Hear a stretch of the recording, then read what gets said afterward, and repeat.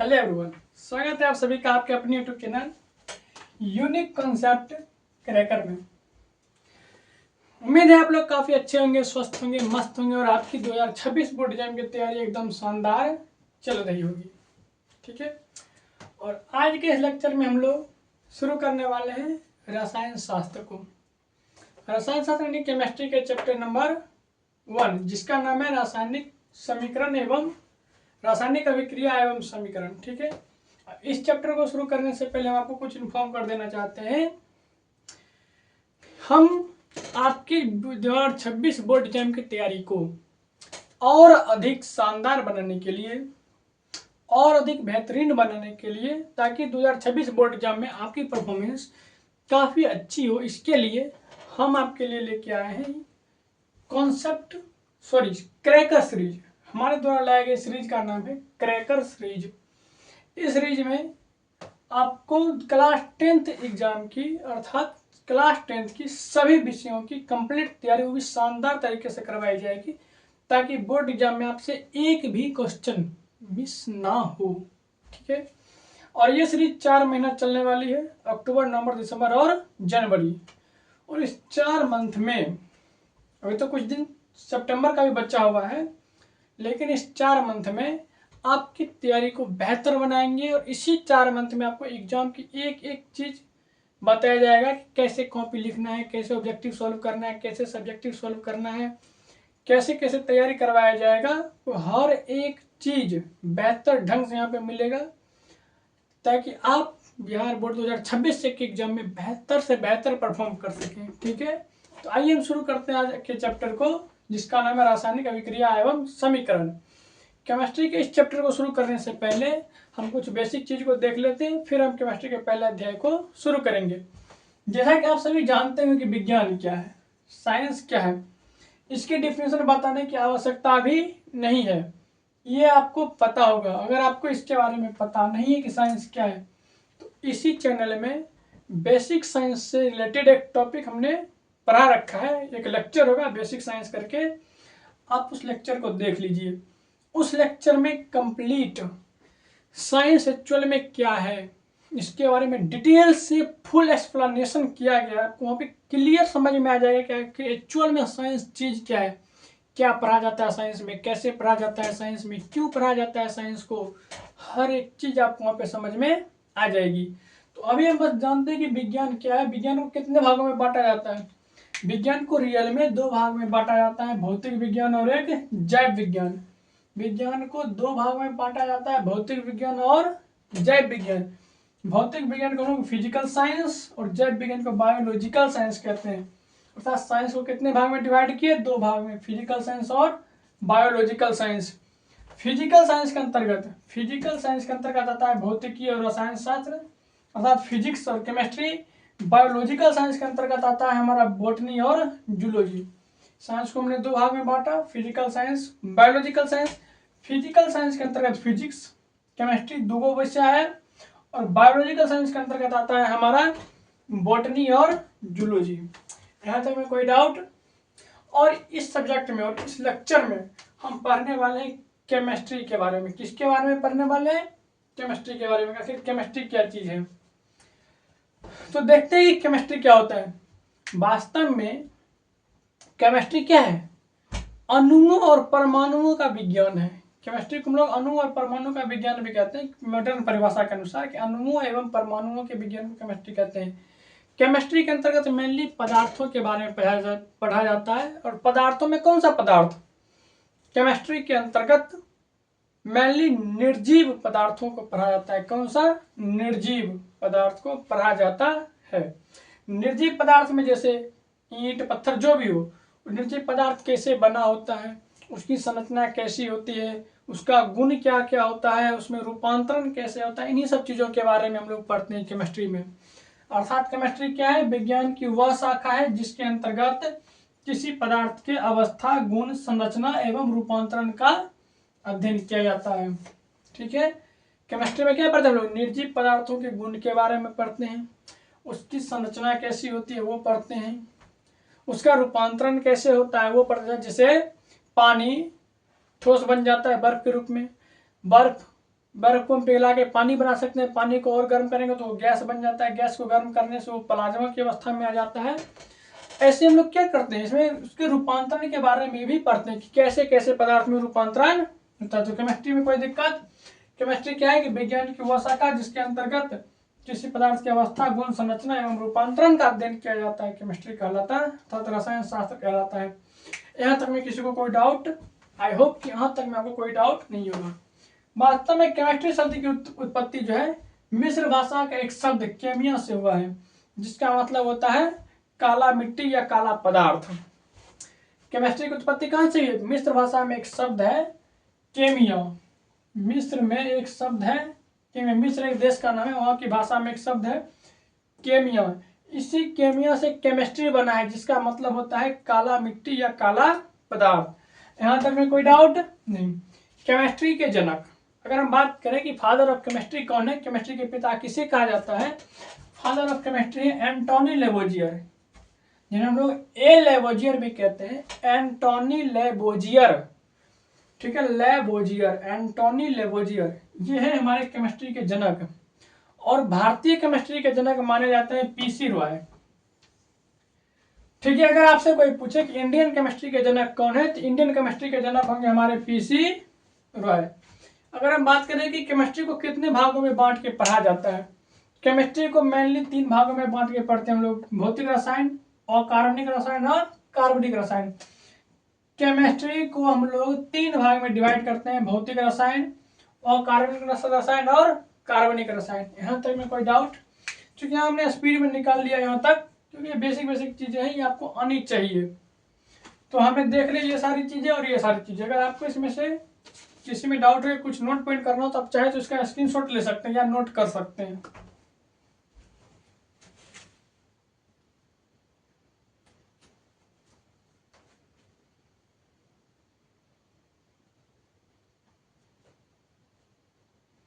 हो गया? अब हम इसको मिटा रहे हैं और अब हम शुरू करते हैं अपने चैप्टर को। और अब इस चैप्टर में हम लोग डिटेल से एक एक कॉन्सेप्ट को अच्छे से पढ़ने वाले हैं और कवर करने वाले हैं। ठीक है, आपको इस चैप्टर में कहीं से कोई डाउट अब नहीं रहने वाली है।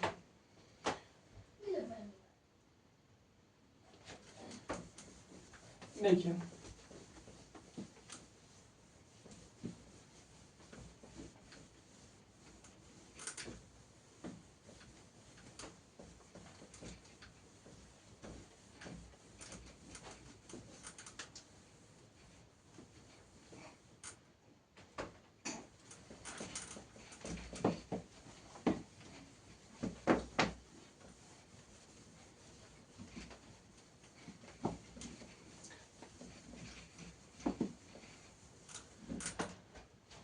अगर क्लास आपको समझ में आ रही है, वीडियो समझ में आ रही है, तो कृपया वीडियो को लाइक कीजिए और अपने दोस्तों में शेयर कीजिए और सब्सक्राइब कीजिए। ठीक है, हमारे चैप्टर का क्या नाम है, हम जो पढ़ने वाले हैं केमिस्ट्री के चैप्टर, उसके चैप्टर का क्या नाम है? रासायनिक अभिक्रिया। रासायनिक अभिक्रिया, रासायनिक अभिक्रिया एवं समीकरण। ठीक है, अभी जो हम केमिस्ट्री में पढ़ने वाले हैं अध्याय 1, इस अध्याय 1 का नाम है रासायनिक अभिक्रिया एवं समीकरण। कि रासायनिक अभिक्रिया क्या होता है, समीकरण क्या है, इसके बारे में हम डिटेल से जानेंगे। पहले आप जानिए सर चैप्टर क्यों आया, कहाँ से आया। हम लोग अपनी दैनिक जीवन में विभिन्न प्रकार की क्रियाओं को देखते हैं, विभिन्न प्रकार की रासायनिक अभिक्रिया को देखते हैं। जैसे आपने देखा होगा लोहे में जंग लगते हुए, लोहा में जंग लगते हुए अपने से सब बहुतों ने देखा होगा, बहुतों ने लगभग सबने देखा होगा लोहा में जंग कैसे लगता है। वो देखा, आपने दूध को दही बनते हुए देखा होगा, देखा है। ये सब क्या है? एक प्रकार की रासायनिक अभिक्रिया है। दूध को जैसे कभी कभी आप सुनते हैं कि दूध उबालते समय फट गया, सुनते हैं ऐसा। ये क्या है? रासायनिक अभिक्रिया है। हम अपने आसपास में देखते हैं पानी का जमना, जमे हुए पानी का फिर से पिघल जाना, बर्फ का पिघलना, यह सब एक प्रकार का परिवर्तन है। ठीक है, जंग लगना, दूध फटना या दूध से दही बनना, यह सब एक परिवर्तन है। अर्थात क्रिया है, पदार्थों में क्रिया होती है, इसी क्रिया का नाम है रासायनिक अभिक्रिया। ठीक है, तो इसी चीज को जानने के लिए हम लोग इसके बारे में पढ़ते हैं कि रासायनिक अभिक्रिया क्या है, रासायनिक समीकरण क्या होता है। ठीक है, तो अभी हम शुरू करने वाले हैं रासायनिक अभिक्रिया क्यों। अब अभी तक आपने अगर कुछ नहीं सुना है तो भी कोई बात नहीं है, लेकिन अब से यहां से लेके कंप्लीट वीडियो में आप लोग कंसस होके सुनिए सारी चीजों को। सर रासायनिक अभिक्रिया क्या चीज है, पहले टॉपिक का नाम दीजिएगा आप लोग रासायनिक अभिक्रिया। रासायनिक अभिक्रिया, केमिकल रिएक्शन। केमिकल रिएक्शन क्या है, ठीक है। देखिए पहले तो हम कुछ एग्जांपल के द्वारा समझते हैं। जैसे देखते हैं हम लोग जल कैसे बनता है, हाइड्रोजन को और ऑक्सीजन को मिला दिए तो बन जाता है H2O। ये क्या है, जल है। जल का सूत्र आप लोग जानते हैं, होता है H2O। हाइड्रोजन गैस और ऑक्सीजन गैस के मिलने से जल बनता है। हम जो जल पीने के लिए इस्तेमाल करते हैं वो जल कैसे बनता है, हाइड्रोजन गैस, ये वाला हाइड्रोजन गैस और ऑक्सीजन गैस को मिलाने से जल बनता है। अर्थात यहाँ पे अभिक्रिया हुआ, हाइड्रोजन और ऑक्सीजन के मिलने से क्या बना, जल बना सोडियम धातु और क्लोरीन और धातु, क्लोरीन एक धातु है, सोडियम एक धातु है। सोडियम और क्लोरीन के मिलने से बनता है NaCl अर्थात सोडियम क्लोराइड, जैसे हम लोग नमक कहते हैं। खाने पीने में हम लोग जिस नमक का इस्तेमाल करते हैं उसका रासायनिक सूत्र क्या होता है, नमक का रासायनिक सूत्र क्या होता है NaCl। ये वाला, ये क्या है, नमक है, सोडियम क्लोराइड। ये बनता कैसे, सोडियम और जब सोडियम और क्लोरीन जब अभिक्रिया करता है तब बनता है NaCl। जब दो हाइड्रोजन का परमाणु, ये दोनों हाइड्रोजन का परमाणु आपस में अभिक्रिया करके बनाता है हाइड्रोजन गैस का एक अणु। ये जो दो हाइड्रोजन का परमाणु है, ये क्या है, हाइड्रोजन, ये क्या है, हाइड्रोजन, ये उसका परमाणु है, ये हाइड्रोजन का परमाणु, ये भी हाइड्रोजन का परमाणु। जब दो हाइड्रोजन का परमाणु मिला तो हाइड्रोजन गैस का एक अणु बना। ये क्या है, अणु। दो परमाणुओं के मिलने से वो अणु बना, दो हाइड्रोजन का परमाणु मिला तो एक हाइड्रोजन गैस का अणु बना। तो यहाँ पे हम लोग क्या देख रहे हैं, जब एक ही प्रकार के दो पदार्थ, दो अलग अलग प्रकार के पदार्थ जब आपस में क्रिया करता है तो एक नए गुण वाला और एक दूसरा पदार्थ बन जाता है। जब कोई पदार्थ किसी दूसरे पदार्थ से, जैसे हाइड्रोजन ऑक्सीजन से अभिक्रिया किया तो एक तीसरा पदार्थ बना, जल। ये कौन चीज है, जल। तो हम यहाँ पर क्या देख रहे हैं कि जब कोई एक पदार्थ किसी दूसरे पदार्थ से क्रिया करता है, ये पदार्थ इस पदार्थ से क्रिया करता है तो एक अलग गुण वाला एक नए पदार्थ का निर्माण होता है। जैसे देखिए हाइड्रोजन ऑक्सीजन से भी क्रिया किया तो एक नए पदार्थ का निर्माण हुआ जो क्या बना, जल। ठीक है, जैसे सोडियम क्लोरीन के साथ अभिक्रिया किया तो क्या बना, सोडियम क्लोराइड, इसका नाम है नमक। सोडियम जब क्लोरीन के साथ अभिक्रिया करता है तो नमक बनता है। सोडियम दूसरा चीज है, क्लोरीन दूसरा चीज है, लेकिन दोनों जब अभिक्रिया किया तो एक नमक बन गया। अर्थात जब दो या दो से ज्यादा पदार्थ आपस में क्रिया करता है तो किसका निर्माण होता है, एक तीसरे नए गुण वाले पदार्थ का निर्माण होता है। यहाँ देखिए जैसे हाइड्रोजन है, एक किसी और हाइड्रोजन से अभिक्रिया करके हाइड्रोजन गैस का अणु बना लिया। तो यहाँ पे क्या देख रहे हैं, जब कोई पदार्थ स्वयं से या किसी अन्य पदार्थ से अभिक्रिया करके एक अलग गुण का नए पदार्थ का निर्माण करता है तो उसे कहते हैं हम लोग रासायनिक अभिक्रिया। आप लोग चाहे तो इसे आराम से लिख सकते हैं। ठीक है, अब हम लोग इसके डेफिनेशन पे आते हैं। जब कोई पदार्थ, इसका डेफिनेशन क्या हो जाएगा, जब कोई पदार्थ, अब हम कह सकते हैं ना कि जब कोई पदार्थ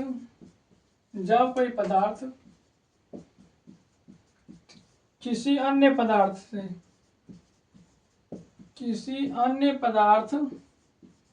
से जब कोई पदार्थ, थोड़ा सा फॉल्ट है, देखिए जब कोई पदार्थ स्वयं से, इनको ऐसे लिखना है कि जब कोई पदार्थ स्वयं से अथवा किसी अन्य पदार्थ से, अथवा किसी अन्य पदार्थ से क्रिया कर भिन्न गुण वाला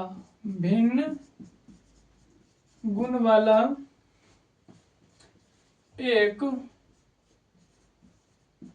नए पदार्थ का निर्माण करता है तो इस प्रक्रिया को रासायनिक अभिक्रिया कहते हैं। इस प्रक्रिया को रासायनिक अभिक्रिया कहते हैं।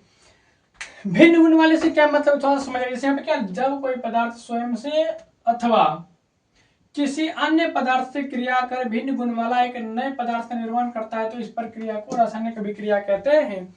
जब देखिएगा जैसे हाइड्रोजन गैस और ऑक्सीजन गैस।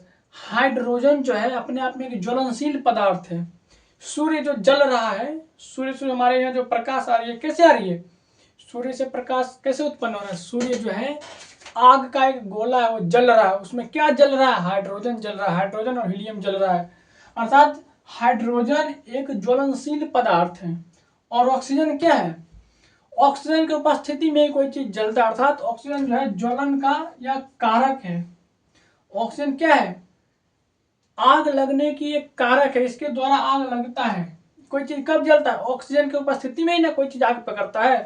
तो ये एक प्रबल ज्वलनशील पदार्थ है और ये ज्वलन का कारक है जिसके द्वारा आग लगता है। लेकिन जब दोनों मिल गया तो जल बना और ये आग को बुझाने का काम करता है।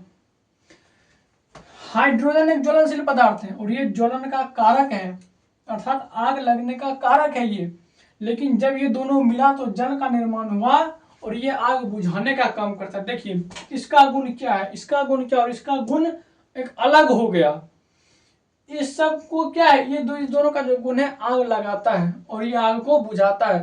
तो जब दो पदार्थ अभिक्रिया किया तो एक नए गुण वाले पदार्थ का निर्माण हो रहा है ना। यहाँ पे सोडियम एगो धातु है, ये एगो अधातु है।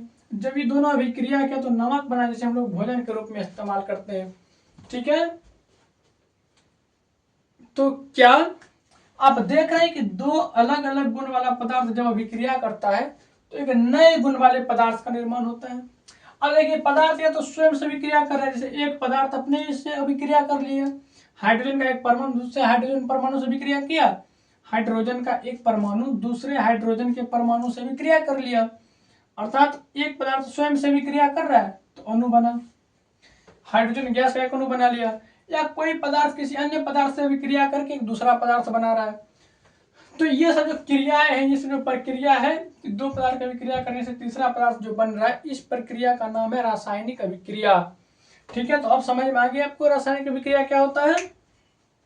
ठीक है, कि जब कोई पदार्थ स्वयं से अथवा किसी अन्य पदार्थ से क्रिया कर भिन्न गुण वाला एक नए पदार्थ का निर्माण करता है तो इस प्रक्रिया को रासायनिक अभिक्रिया कहते हैं।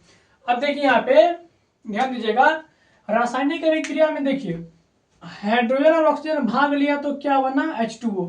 तो रासायनिक अभिक्रिया में भाग लेने वाले पदार्थ को, जो पदार्थ रासायनिक अभिक्रिया में भाग लेता है, यहाँ पर जो अभिक्रिया हुआ है, यहाँ पर जो अभिक्रिया हुआ है इसमें कौन कौन पदार्थ भाग ले रहा है, हाइड्रोजन और ऑक्सीजन, हाइड्रोजन और ऑक्सीजन, हाइड्रोजन और ऑक्सीजन, हाइड्रोजन और ऑक्सीजन के मिलने से बना जल। तो भाग कौन ले रहा है अभिक्रिया में, हाइड्रोजन और ऑक्सीजन। तो जो पदार्थ रासायनिक अभिक्रिया में भाग लेता है उसे हम लोग अभिकारक कहते हैं या प्रतिकारक कहते हैं। जो पदार्थ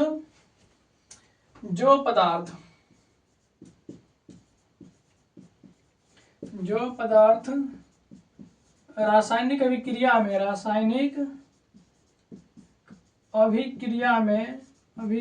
में भाग लेता है, जो पदार्थ रासायनिक अभिक्रिया में भाग लेता है उसे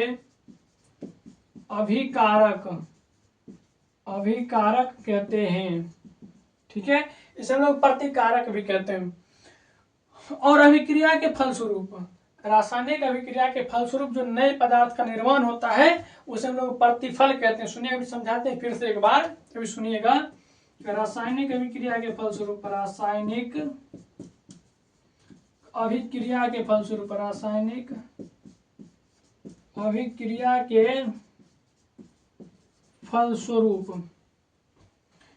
जिस पदार्थ का निर्माण होता है, जिस पदार्थ का निर्माण होता है उसे प्रतिफल कहते हैं। यहां तक में कोई डाउट? रासायनिक अभिक्रिया आपको समझ में आ गई। और रासायनिक अभिक्रिया में जो पदार्थ भाग लेता है उसे हम लोग अभिकारक कहते हैं, और अभिक्रिया के बाद जो पदार्थ बनता है उसे प्रतिफल कहते हैं। अब आप लोग थोड़ी देर के लिए यहाँ पे ध्यान दीजिएगा। यहाँ पे क्या है देखिए, हाइड्रोजन और ऑक्सीजन के मिलने से जल बना। इस अभिक्रिया में हाइड्रोजन और ऑक्सीजन भाग लिया, और इस अभिक्रिया में हाइड्रोजन और ऑक्सीजन भाग लेके जल बना दिया। तो भाग कौन कौन ले रहा है? हाइड्रोजन ऑक्सीजन, ये दोनों हो गया अभिकारक। ये क्या है? अभिकारक। हाइड्रोजन और ऑक्सीजन को हम लोग अभिकारक कहेंगे।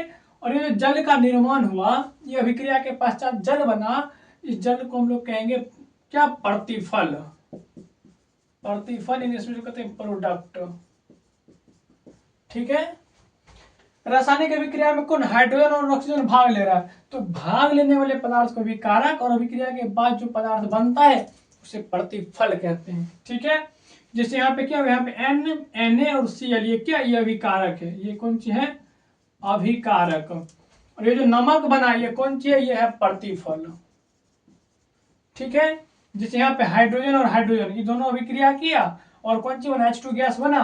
तो ये हाइड्रोजन दुगो जो है ये है अभिकारक, और अभिक्रिया के बाद हाइड्रोजन गैस का एक अणु बना, इसे हम लोग कहते हैं प्रतिफल। आई होप कि यहां तक में आपको कोई डाउट नहीं होगा। क्या यहां तक क्लियर है? अभिक्रिया क्या होता है आपको समझ में आ गई।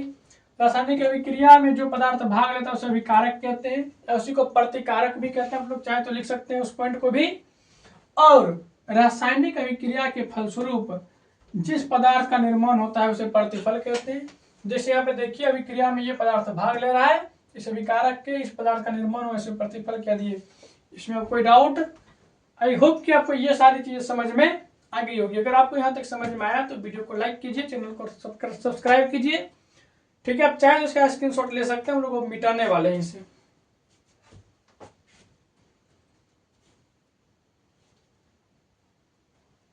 ठीक है।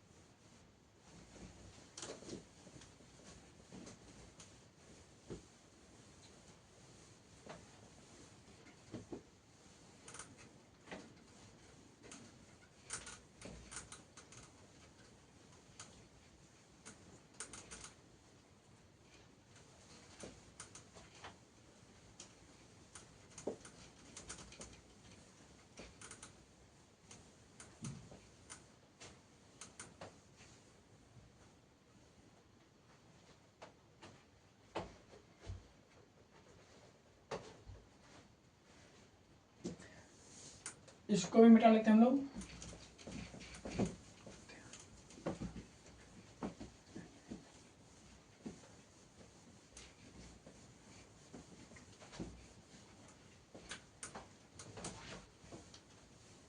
ठीक है। अब हम लोग एक टॉपिक देखने वाले हैं, जिस टॉपिक का नाम है रासायनिक अभिक्रिया की क्रियाविधि। ये जो टॉपिक है, अब टॉपिक का नाम है रासायनिक अभिक्रिया। रासायनिक अभिक्रिया की क्रियाविधि।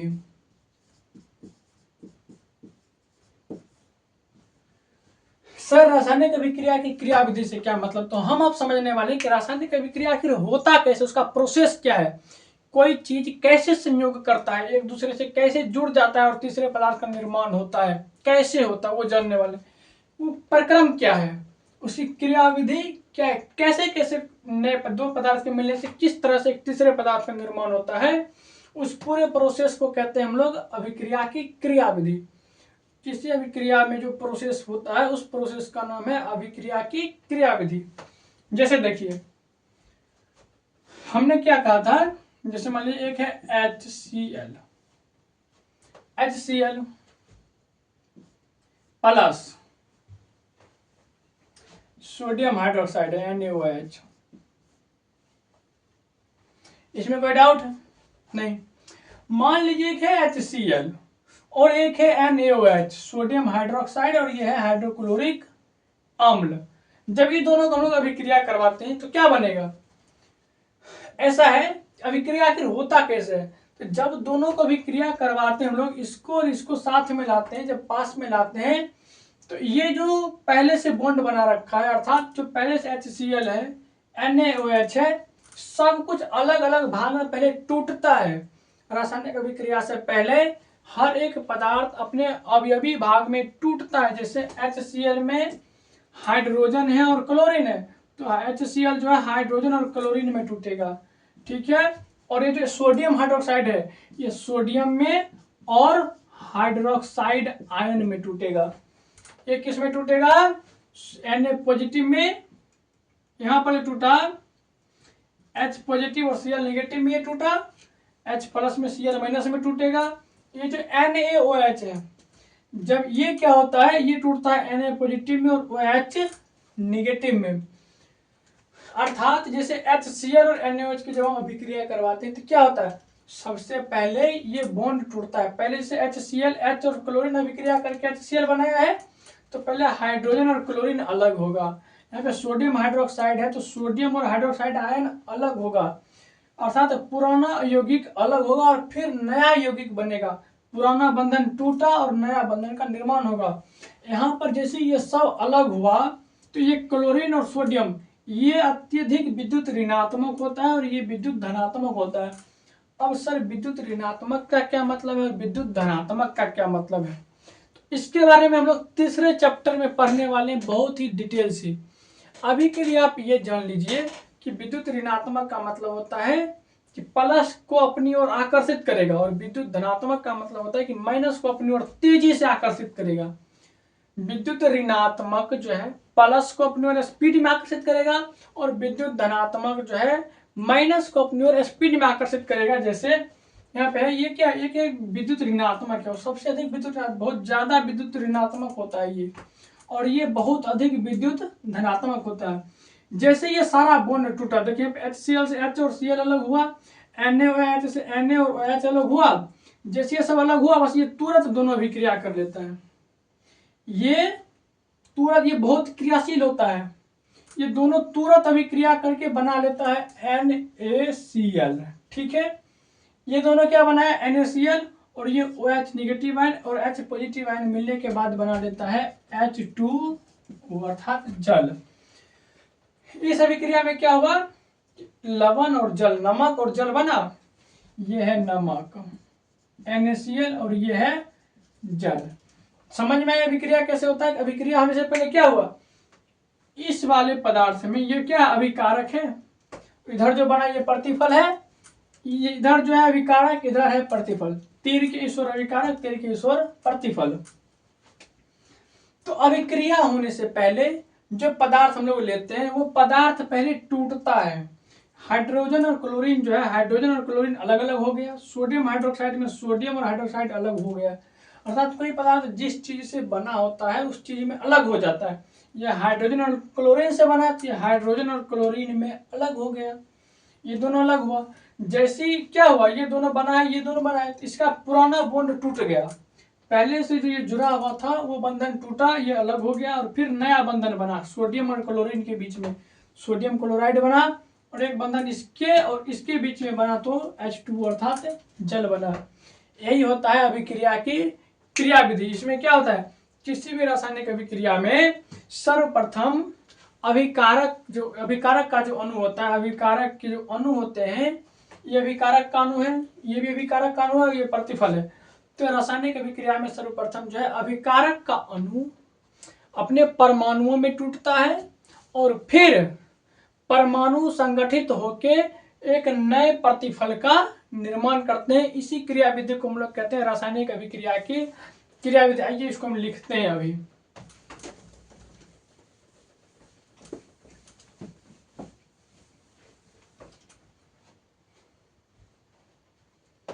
देखिए क्या होता है अभिक्रिया विधि, रासायनिक अभिक्रिया क्रिया विधि क्या, देखिए किसी भी रासायनिक अभिक्रिया आप लोग इसे लिख सकते हैं, किसी भी रासायनिक अभिक्रिया में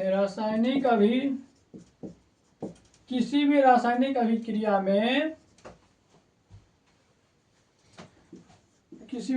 अभिक्रिया में सर्वप्रथम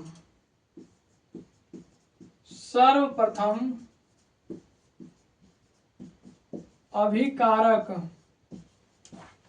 के अणु परमाणुओं में, ये क्या है, परमाणुओं में टूटते हैं। ठीक है, उसके बाद परमाणु पुनः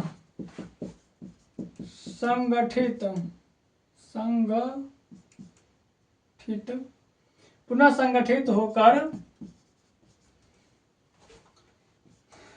एक नए प्रतिफल का निर्माण करता है, एक नए प्रतिफल का निर्माण करता है। अर्थात किसी भी रासायनिक अभिक्रिया में पहले से मौजूद बंधन टूटता है और नए बंधन का निर्माण होता है। अर्थात पुराना बंधन टूटता है और नए बंधन का निर्माण होता है। अर्थात किसी भी रासायनिक अभिक्रिया में, किसी भी रासायनिक अभिक्रिया में पुराना बंधन टूटता है